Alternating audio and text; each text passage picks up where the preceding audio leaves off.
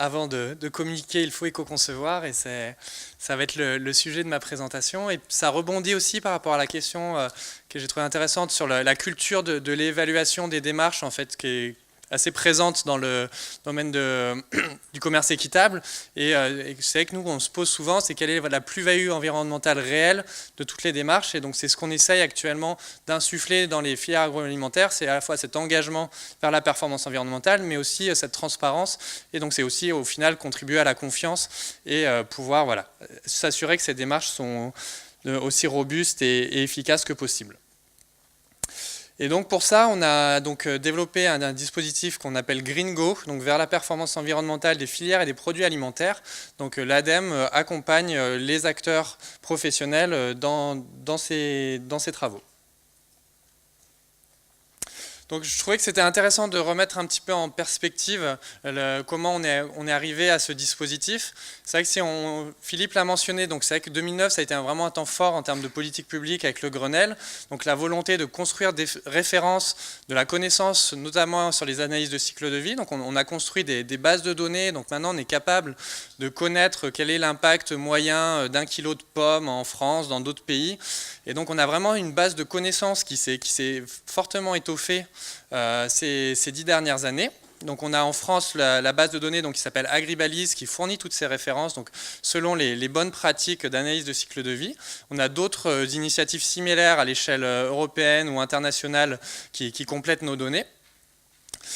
Et en parallèle, on a des initiatives politiques, donc on a vu le Grenelle au départ, on a eu des tests sur l'affichage environnemental en France, on l'a au niveau européen avec le PEF, on a aussi des recommandations au niveau du ministère de l'Agriculture de dire qu'il faut intégrer les questions environnementales dans les AOC, il y a des formats de logos, donc il y a ces démarches plus politiques, les États généraux de l'alimentation qui ont rappelé l'importance des filières et de faire bouger par le marché ces questions de système alimentaire et de performance environnementale. Et donc le marché qui suit et qui a aussi plein d'initiatives, qu'on a dit beaucoup de logos, donc de différents types, des écolabels de type 1, 2, 3, mais en tout cas qui se sont développés de manière très, très rapide ces 10 dernières années. Et donc la question un peu, c'est comment on met de la cohérence entre tout ça, entre les initiatives politiques, les connaissances scientifiques et ces démarches privées ou publiques.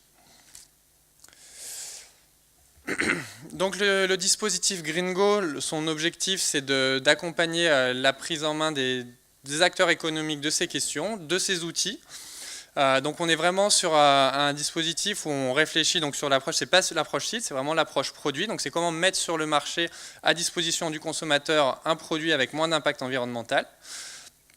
Être en mesure du coup de prioriser les leviers d'action. Donc quand on construit une charte, quels sont les volets qui sont importants? Est-ce que c'est effectivement plutôt l'emballage, le local? Enfin voilà, c'est ce regard scientifique sur les priorités. Avoir une analyse croisée entre la performance environnementale et économique, parce qu'on travaille avec des acteurs professionnels qui ont besoin de ces équilibres. Et donc essayer de faire évoluer de manière conjointe l'offre et la demande, avec au final aussi de la création de confiance. Donc le dispositif, il a commencé en 2017 avec une étude un peu, c'était quels étaient les freins et les leviers pour promouvoir l'éco-conception dans les filières alimentaires. Et puis on a recruté de manière progressive des projets pilotes, donc on en a actuellement une dizaine qui sont en cours, dont notamment le projet Demain la Terre qui vous sera présenté suite à ma présentation. Et donc notre objectif c'est de retenir une trentaine de projets pilotes, donc de gens qui s'approprient, donc qui mesurent leurs impacts initiaux, leurs démarches de progrès, et qu'on puisse voir comme ça l'efficacité d'apporter cette connaissance et voir en quelle mesure ça fait bouger les pratiques, quelles sont les difficultés. Et donc comment on démultiplie ces démarches d'éco-conception à terme. Donc on a des appels à projets, donc on en a un en juin à venir. Donc s'il y a des gens qui sont intéressés par ces démarches, je les invite à regarder précisément parce qu'on peut avoir un soutien à la fois financier et technique. On a un travail aussi, on a vu qu'il y avait un petit peu un syndrome de feuille blanche. Donc si on disait aux gens, voilà, proposez-nous un projet des performances environnementales, cycle de vie, comment ça se traduit dans votre entreprise, dans votre filière, les gens ne savaient pas forcément trop par quel bout le prendre.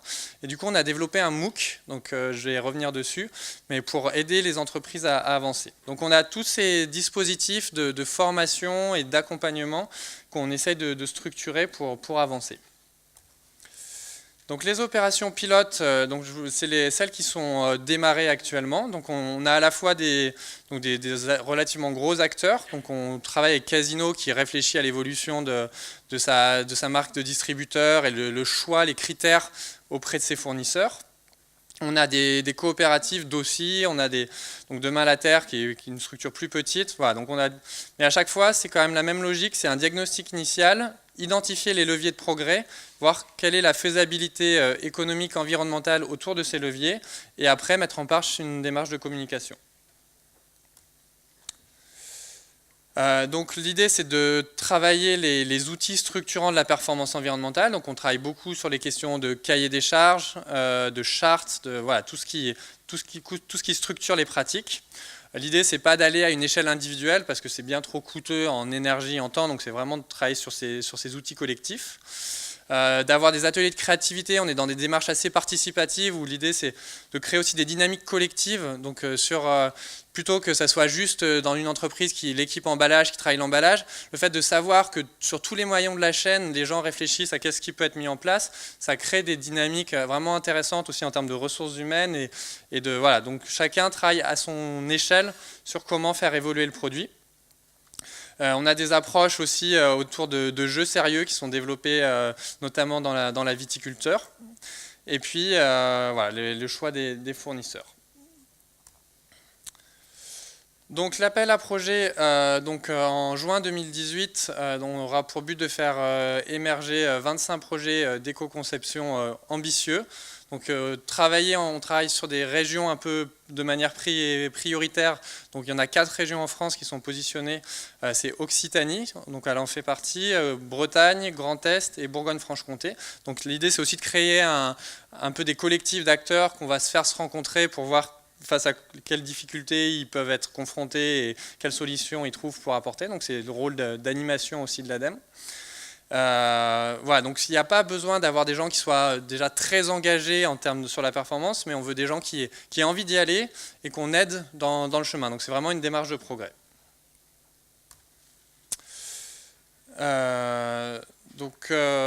Ça c'est le travail actuellement, mais je vais passer vite dessus.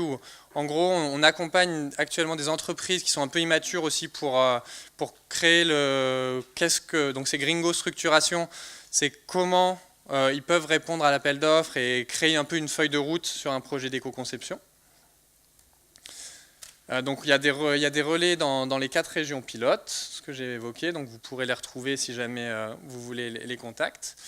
Je voulais vous diffuser le teaser du MOOC, qui est donc le MOOC a commencé la semaine dernière, donc il est encore possible de s'inscrire. Je vous laisse regarder ça. Devant la croissance des populations, mais également des enjeux environnementaux et sociaux attachés à l'alimentation, une évolution des systèmes alimentaires est en cours. De nombreux consommateurs et citoyens sont en demande d'une offre cohérente avec ces enjeux et assurant une transparence sur les pratiques mises en œuvre. Prendre en charge les aspects environnementaux dans la définition d'un nouveau produit est un challenge pour l'entreprise. Ce MOOC a pour objectif de vous aider à intégrer la question de la performance environnementale pour vous permettre au final d'engager une démarche d'éco-conception. Mais au fait, qu'est-ce qu'un MOOC ? Un Massive Open Online Course est une formation en ligne, interactive, gratuite et disponible à tout moment durant la session. Ce MOOC, développé par l'ADEME et AgroParisTech, associe des chercheurs, des experts et des industriels qui vous donneront des outils et méthodes pour vous aider à concevoir des produits alimentaires plus performants au niveau environnemental. Destinée en priorité aux professionnels et futurs professionnels du secteur agroalimentaire, la formation comporte 3 niveaux d'engagement en fonction de vos disponibilités et motivations.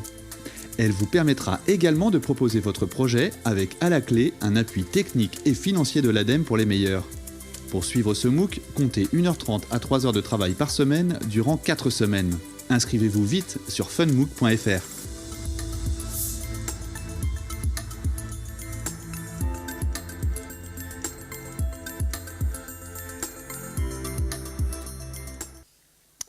Voilà, donc en tout cas, ce qu'il faut retenir, c'est que voilà, c'est un format qui est souple, qui est gratuit et qui vraiment l'objectif, c'était de rendre les gens opérationnels pour qu'à la fin du MOOC, ils voient un peu qui il faut mettre autour de la table, quelles compétences faut avoir dans l'équipe et quels sont les enjeux prioritaires pour leur structure, leurs produits et avancer sur ces questions-là.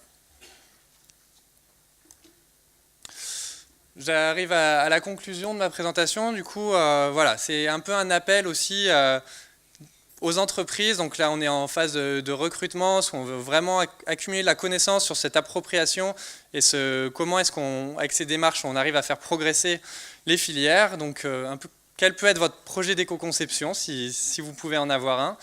Et je vous invite à rejoindre le programme Gringo pour ceux que ça intéresse. Et à votre disposition pour toute question.